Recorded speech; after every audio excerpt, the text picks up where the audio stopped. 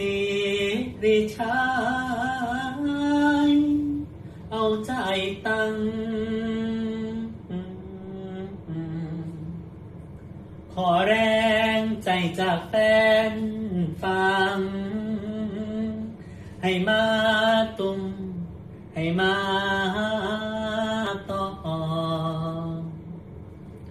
จากบ้านปางขาดอนนอนสะแบงบ้านบักอายสา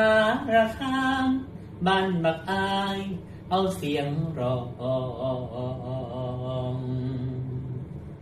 อกกล่อมแฟนสายแน่นแฟนโอ้ยโอ้ลานาพอฟังบ่น้อครับฝากกดไลค์กดแชร์ติดตามบักหลาในเด้อครับ